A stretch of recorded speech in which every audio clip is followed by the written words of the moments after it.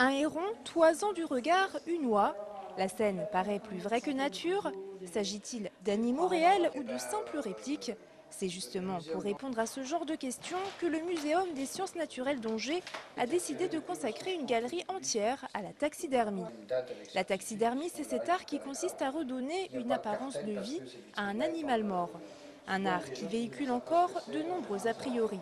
C'est vrai que malgré tout, il s'agit de manipuler au départ des animaux qui sont morts. Donc c'est vrai qu'au départ, il manipule quand même des cadavres, ce qui peut effectivement peut-être un peu inciter à un sentiment un peu de rejet par rapport à justement ce principe de rendre quelque chose de mort vivant. Mais l'objectif justement de la taxidermie, c'est que il y a quand même un énorme travail de naturalisme derrière, un travail artistique qui justement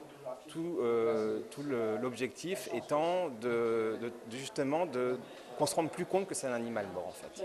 Cette galerie, c'est justement pour démystifier et valoriser une profession méconnue du grand public.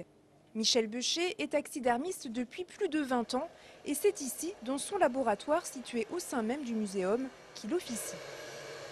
Pourquoi j'ai choisi de faire ce métier? Parce que j'aime bien les animaux. Ça peut paraître paradoxal, mais voilà, c'est une façon un peu particulière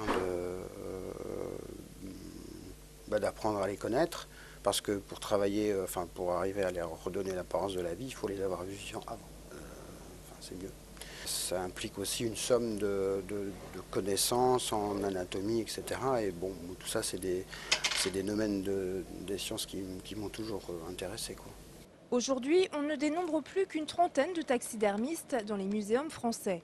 Une profession de plus en plus rare et pourtant tellement nécessaire pour la conservation des collections.